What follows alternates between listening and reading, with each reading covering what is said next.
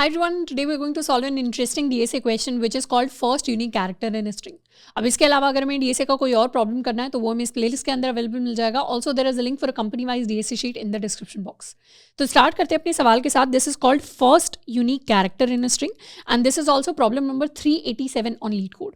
अब यही जो सेम सवाल है वो एक डिफरेंट फॉर्म में या डिफरेंट नाम में भी हमसे पूछा जाता है. And the second form of the problem is called first non repeating character in a stream. तो ये जो दोनों ही सवाल हैं, दोनों ही सवाल सेम हैं, इनके सॉल्यूशंस एंड अप्रोचेस भी सेम होने वाली है. तो चाहे हमसे ये सवाल पूछा जाए या ये पूछा जाए, हमें सेम सॉल्यूशन को डिवाइस करना है. अब यहाँ पर क्वेश्चन के अंदर हमारे पास एक स्ट्रिंग गिवन है जिसके अंदर we have a lot of characters. Example के लिए अपनी स्ट्रिंग को थोड़ा सा विजुअलाइजेशन पर्पस के लिए हम एक एरे की तरह विजुअलाइज कर लेते हैं जिसके अंदर वी हैव डिफरेंट कैरेक्टर्स. हम जब इसे ट्रिवर्स करेंगे या सॉल्यूशन करेंगे तो हम इस स्ट्रिंग को ही रखेंगे, हमें एज सच कोई एरे क्रिएट नहीं करना. इस तरीके से हमारे पास एक स्ट्रिंग है जिसके अंदर डिफरेंट कैरेक्टर्स हैं. हमें इस स्ट्रिंग से फर्स्ट यूनिक यानी नॉन रिपीटिंग कैरेक्टर का इंडेक्स रिटर्न करना है. फॉर एग्जाम्पल हमारे डिफरेंट कैरेक्टर्स के अगर ये इंडेक्स हैं तो यहाँ पर L जो है वो रिपीट कर रहा है, E जो है वो रिपीट कर रहा है. तो basically first non repeating character is V and इसका इंडेक्स है 2 के equal, so 2 should be our final answer. अगर यहाँ पर कोई भी first non repeating character exist नहीं करता, फॉर एग्जाम्पल हमारे पास स्ट्रिंग होती है AABB, तो इसमें कोई भी नॉन रिपीटिंग कैरेक्टर नहीं है, तो उस केस में हम आंसर में रिटर्न करते हैं -1 वैल्यू को. And this is a question जिसको हम सॉल्व करना चाहते हैं. अब इस सवाल को सॉल्व करने के लिए there are a lot of different approaches जो एग्जिस्ट करती हैं. हम जिस अप्रोच को यूज करेंगे वो हमारी क्यू बेस्ड अप्रोच होगी. सबसे पहले तो लॉजिकली ये सोचते हैं कि कभी भी अगर हमें नॉन रिपीटिंग कैरेक्टर निकालना है या यूनिक कैरेक्टर निकालना है तो उसके लिए हमें एक तरीके से ट्रैक करना पड़ेगा कि हमारी स्ट्रिंग के अंदर अभी तक कौन से कैरेक्टर्स एग्जिस्ट करते हैं. जैसे फॉर एग्जांपल अगर हम इस ई पर खड़े हैं तो हमें ये पता होना चाहिए कि पुराने कितने कैरेक्टर्स हैं, क्या उनमें पहले ई आ चुका है या नहीं आया. तो हमें किसी ना किसी तरीके से अपने कैरेक्टर्स की फ्रीक्वेंसी को, उनके काउंट को स्टोर करना पड़ेगा. एंड उसे स्टोर करने के लिए हम जनरली या तो सेट्स का या मैप्स का यूज़ करते हैं.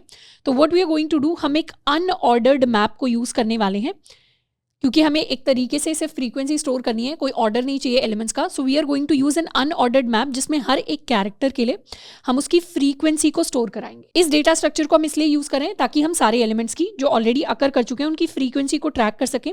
अपने अनऑर्डर्ड मैप को हम कुछ इस तरीके से विजुअलाइज कर सकते हैं जिसमें यहाँ पर we'll have all our characters and यहाँ पे हम उनकी फ्रीक्वेंसी यानी इंटीजर वैल्यू को स्टोर कराएंगे. उसके साथ में जब भी हम फर्स्ट नॉन रिपीटिंग निकालना चाहते हैं, फर्स्ट यूनिक निकालना चाहते हैं, तो हमें पता है अगर हमारे कैरेक्टर्स को हम फॉरवर्ड फैशन में, स्ट्रिंग को फॉरवर्ड फैशन में ट्रिवर्स करेंगे तो हम शुरुआत वाले एलिमेंट्स को ज़्यादा प्रायोरिटी देंगे एज कम्पेयर टू बाद वाले एलिमेंट्स. एग्जाम्पल के लिए अगर हमारे पास स्ट्रिंग है ABCD तो इसमें सारे के सारे कैरेक्टर्स यूनिक हैं, मतलब आंसर A भी हो सकता है, B भी हो सकता है, C भी हो सकता है, D भी हो सकता है अगर हमें सिर्फ नॉन रिपीटिंग चाहिए तो. लेकिन because we are talking about first unique तो उसका मतलब है जो एलिमेंट पहले स्ट्रिंग के अंदर एग्जिस्ट करता है उसकी हायर प्रायोरिटी है, जो बाद में एग्जिस्ट करता है उसकी थोड़ी सी कम प्रायोरिटी है. हमारे पास अगर 2 आंसर होंगे तो हम जो पहले अकर करेगा उसको पिक करेंगे. तो ये जो प्रायोरिटी ऑर्डर है आंसर का, इसको हम फीफो टाइप ऑफ प्रोसेसिंग कहते हैं, यानी जो आंसर पहले एग्जिस्ट करेगा वो हमारी प्रायोरिटी में आएगा. अब हमें पता है हमारा जो क्यू डेटा स्ट्रक्चर होता है that is also a FIFO type of structure. तो कभी भी अगर हमारे जो आंसर्स हैं, मतलब जो पॉसिबल आंसर्स एग्जिस्ट कर सकते हैं, उनको अगर हमें फीफो फैशन में सेव करके रखना है, स्टोर करके रखना है, प्रोसेस करना है, तो उसके लिए हम अपने क्यू डेटा स्ट्रक्चर को यूज कर सकते हैं. So the second data structure that we are going to use in this question is going to be a queue जिसके अंदर हम अपने सारे पॉसिबल आंसर्स को स्टोर करवाएंगे. मतलब जो भी हमारी स्ट्रिंग में हमारे कैरेक्टर का इंडेक्स होगा उसे हम इसके अंदर स्टोर कराएंगे. एंड अपनी क्यू को हम कुछ इस तरीके से विजुअलाइज कर सकते हैं. वी ऑलरेडी नो हमारी क्यू डेटा स्ट्रक्चर के अंदर एक फ्रंट होता है, एक बैक होता है, एंड ये फीफो फैशन में हमारे सारे पॉसिबल आंसर्स को स्टोर करेगा. अब अपनी क्यू के अंदर हम क्या स्टोर कराना चाहते हैं, हम सारे वायबल आंसर्स को स्टोर कराना चाहते हैं. वायबल आंसर कहने का मतलब है कि हम कोशिश करेंगे कि हमारी क्यू के अंदर हमेशा यूनिक एलिमेंट्स ही रहें. अगर क्यू के अंदर कभी भी रिपीटिंग एलिमेंट्स आने की कोशिश करते हैं तो उन्हें हम क्यू से पॉप करने की कोशिश करेंगे. क्यू के अंदर जो सबसे इंपॉर्टेंट एलिमेंट होता है that is the front of the Q, और हम ये अज्यूम करेंगे कि हम भी अपना जो आंसर है उसे फ्रंट ऑफ द क्यू के अंदर स्टोर कराएंगे. सो दिस इज द बेसिक फंडा जिसके ऊपर हमारा पूरा का पूरा लॉजिक बनता है. अब अपनी अप्रोच के अंदर हम एक एक करके अपनी स्ट्रिंग के कैरेक्टर्स को ट्रिवर्स करेंगे. सबसे पहले हम L पर जाएंगे. अगर L ऑलरेडी हमारे मैप के अंदर एग्जिस्ट नहीं करता, उसका मतलब है कि L इज अ कैरेक्टर जो फर्स्ट टाइम अकर कर रहा है अभी हमारे लिए। अभी हमने इतनी स्ट्रिंग को चेक किया, उसमें L एक ही बार अकर कर रहा है, मतलब वो यूनिक एलिमेंट है। यूनिक एलिमेंट कहने का मतलब है उसे क्यू के अंदर स्टोर किया जा सकता है। तो हम क्या करेंगे, अपने एलिमेंट को क्यू के अंदर स्टोर कर देंगे एंड मैप के अंदर उसे स्टोर कर देंगे विद फ्रीक्वेंसी ऑफ 1। अब चेक कर लेंगे क्यू के अंदर कोई रिपीटिंग एलिमेंट तो एग्जिस्ट नहीं करता। हमारे लिए हमारा आंसर कौन है, क्यू के फ्रंट पर जो भी वैल्यू है, क्यू के फ्रंट पे L है, L की फ्रीक्वेंसी अभी है 1 के इक्वल, मतलब वो रिपीट तो नहीं कर रहा। तो now we are going to move on to the next element. Same काम हम E के लिए करेंगे। E के लिए सबसे पहले चेक करेंगे वो मैप के अंदर तो एग्जिस्ट नहीं करता, मतलब E यूनिक है। अभी तक जितने हमने कैरेक्टर्स देखे हैं उसमें E यूनिक है, तो E को हम स्टोर कर लेंगे इन आर क्यू एंड उसके बाद E को स्टोर भी करा देंगे in our map with a frequency of 1। Then queue के अंदर चेक कर लेंगे कोई रिपीटिंग कैरेक्टर तो एग्जिस्ट नहीं करता। हमारे लिए अभी आंसर L है, तो सबसे पहले फ्रंट के लिए चेक करना स्टार्ट करेंगे। अगर L की फ्रीक्वेंसी 1 से ज़्यादा हो जाती है तो वो रिपीटिंग हो जाता है, पर L की फ्रीक्वेंसी 1 है तो हमें सिर्फ फ्रंट ऑफ द क्यू की फ्रीक्वेंसी देखनी है, वो 1 के इक्वल है, मतलब अभी भी सारे एलिमेंट्स यूनिक है। Then we are going to move on to the next character. V को चेक करेंगे, मैप के अंदर एग्जिस्ट नहीं करता, मतलब यूनिक है, तो पुश कर देंगे क्यू के अंदर एंड इसे स्टोर करा देंगे मैप के अंदर विद फ्रीक्वेंसी ऑफ 1। उसके बाद फिर से चेक कर लेंगे क्यू के अंदर अभी जो फ्रंट पे एलिमेंट है वो यूनिक है ना, तो yes it has a frequency of 1, it is a unique character, मतलब अभी तक जितनी हमने स्ट्रिंग एनालाइज की है उसके अंदर वो यूनिक है। Then we are going to move on to the next character which is E। E को चेक करेंगे क्या ये मैप के अंदर ऑलरेडी एग्जिस्ट करता है। E मैप के अंदर ऑलरेडी एग्जिस्ट करता है, तो इसे हमें क्यू के अंदर स्टोर नहीं कराना, क्योंकि क्यू के अंदर सिर्फ यूनिक एलिमेंट्स, वायबल आंसर्स को हम स्टोर कराएंगे। So we are not going to store this character in the queue, but map के अंदर इसकी फ्रीक्वेंसी को हम चाहें तो इंक्रीज कर सकते हैं। मैप के अंदर this E will now exist with a frequency of 2। हम ये फ्रीक्वेंसी क्यों इंक्रीज कर रहे हैं, ताकि अगर ऑलरेडी हमारी क्यू के अंदर E एग्जिस्ट करता हो तो फ्यूचर में उसे क्यू से निकालने के लिए इसी फ्रीक्वेंसी से तो चेक करेंगे कि वो एलिमेंट यूनिक एलिमेंट है या रिपीटिंग एलिमेंट है। तो इस फ्रीक्वेंसी को स्टोर कराना बहुत इंपॉर्टेंट है, क्योंकि फ्यूचर आंसर्स के लिए ये डिसाइड करती है कि कौन आंसर बनेगा कौन नहीं बनेगा। Then we are going to move on to the next character which is L। अब L के लिए हम चेक करेंगे मैप के अंदर एग्जिस्ट करता है क्या, यस मैप के अंदर एग्जिस्ट करता है, तो इसे हम क्यू के अंदर ऐड नहीं करेंगे, बट मैप के अंदर हम इसकी फ्रीक्वेंसी को इंक्रीज करके कर देंगे 2 2। अब क्यू के अंदर चेक करेंगे क्या कोई रिपीटिंग कैरेक्टर तो एग्जिस्ट नहीं करता, तो we'll start with the front पे L है, L की फ्रीक्वेंसी है 2, मतलब L is a repeating character non unique, तो हम क्या करेंगे इसे पॉप कर देंगे and now the queue will have a new front element which is E। अब दोबारा से हम E के लिए भी सेम काम करेंगे, क्या E रिपीटिंग है या यूनिक है। E की फ्रीक्वेंसी सिंस 2 है, so it is a non unique repeating character, तो E भी हमारा आंसर नहीं बन सकता, तो इसे भी अब हमें पॉप करना है। एंड यहाँ पर हमें समझ में आ रहा होगा कि क्या इंपॉर्टेंस थी E की फ्रीक्वेंसी को स्टोर कराने की। इवन दो पहले L एग्जिस्ट करता था फिर E था, पर फिर भी हमने इसकी फ्रीक्वेंसी को भी स्टोर कराया, क्योंकि हमें नहीं पता कि फ्यूचर के अंदर कौन सा कैरेक्टर आंसर बनने वाला है। Then we are going to pop E and अब हमारे पास V आ जाएगा। क्यू के अंदर V के लिए चेक करेंगे उसकी क्या फ्रीक्वेंसी है, इसकी फ्रीक्वेंसी 1 है, मतलब इसे हम एज इट इज छोड़ सकते हैं एंड फाइनली हम अपने लूप से बाहर निकल जाएंगे।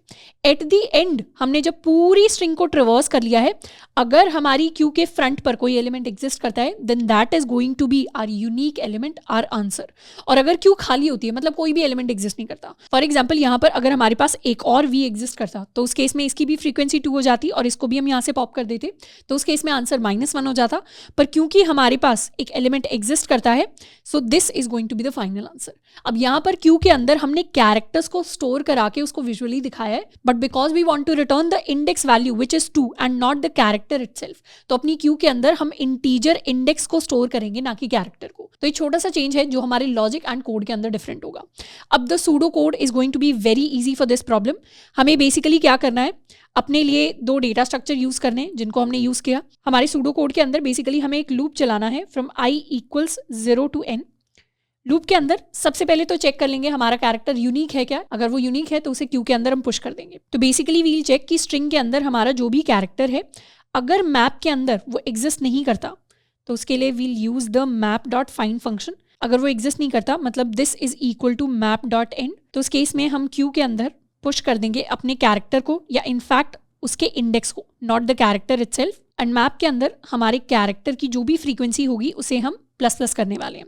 उसके बाद we'll write a loop to remove all of the repeating characters from the queue, जिसके लिए जब तक हमारी क्यू का size is greater than 0 and जब तक हमारी क्यू में जो भी एलिमेंट फ्रंट पे है अब फ्रंट पे जो भी एलिमेंट होगा क्यू के अंदर हमारे पास सिर्फ उसकी इंडेक्स वैल्यू होगी। सबसे पहले तो इंडेक्स से हमें उसका कैरेक्टर निकालना है एंड उसके बाद चेक करना है कि मैप के अंदर ये जो कैरेक्टर है इसकी frequency, if the frequency is greater then 1 तो उस केस में हम क्यू से अपने इस कैरेक्टर को पॉप कर देंगे। So this is the loop to actually pop all of the repeating elements from the queue. तो जैसे ये लूप खत्म होगा या तो हमारी क्यू खाली होगी या हमारी क्यू के अंदर कोई कैरेक्टर होगा। तो अगर हमारी क्यू एम्प्टी होती है तो उस केस में तो हमारा आंसर हो जाएगा -1 के इक्वल एंड इसी का एल्स वाले केस में हमारा आंसर हो जाएगा हमारी क्यू का फ्रंट एलिमेंट। तो इस तरीके से this is going to be the pseudo code of the solution. Now let us convert this pseudo code into actual C++ code. तो कोड के अंदर हमारे पास ये फंक्शन है जिसे हमें कंप्लीट करना है।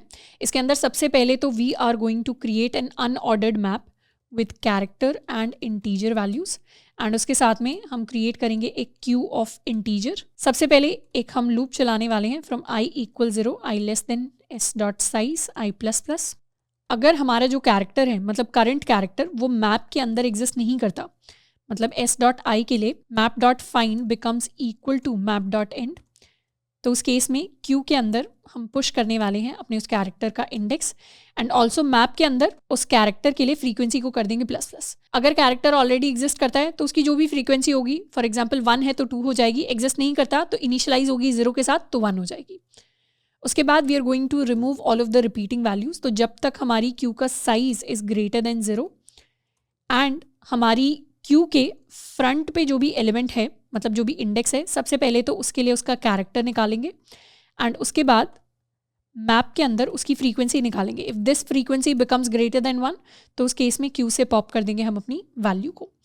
एट द एंड हम रिटर्न करने वाले हैं if the Q is empty, तो उस केस में -1, एल्स हम रिटर्न करेंगे क्यू के फ्रंट पर जो भी वैल्यू है। So this is what the code is going to look like. तो इस लाइन के अंदर यहाँ m.find हम कर लेते हैं and this should be end। So this is what the code is going to look like. Let us run it and submit it. So this is how we solve the problem of finding unique character in a string. अगर हम time complexity की बात करें तो time complexity की terms में हमारा जो आउटर लूप है वो हमें पता है big of n times run कर रहा है। अब इस आउटर लूप के अंदर हमने एक वाइल लूप को यूज़ किया है, बट इस वाइल लूप के अंदर भी अगर हम ध्यान से देखें हम क्या काम कर रहे हैं, हम बेसिकली अपने एक कैरेक्टर को एक बार पॉप करने का काम कर रहे हैं। तो on average if we think about it, अगर हमारी क्यू के अंदर हम सारे के सारे कैरेक्टर्स ऑफ द स्ट्रिंग को भी पुश कर दें तो एक ही बार उन्हें हम पॉप कर रहे होंगे। एक कैरेक्टर पॉप होगा, फिर नेक्स्ट होगा, फिर नेक्स्ट होगा। तो ऑन एवरेज हमारे जो अंदर का वाइल लूप है इररिस्पेक्टिव ऑफ हमारा आउटर फॉर लूप कितनी बार रन करे, ये big of n times he run करेगा। सो ओवरऑल हमारी जो टाइम कम्प्लेक्सिटी आएगी सॉल्यूशन की, that time complexity is going to be big of n, यानी linear time complexity. If we talk about the space complexity, तो क्योंकि हमने यहाँ पर एक unordered map and q को extra use किया है तो यहाँ पर हमारे solution की space complexity is also going to be linear. So this is how we solve the problem of finding the non-repeating or the unique character in a string or a stream. So if you have successfully completed today's lecture, then you can mark it down in the comments. इसके साथ में you can also share your progress with me on Twitter, जिसका link आपको नीचे description box के अंदर मिल जाएगा। आज के लिए इतना ही, मिलते हैं नेक्स्ट लेक्चर के अंदर। Till then, keep learning and keep exploring.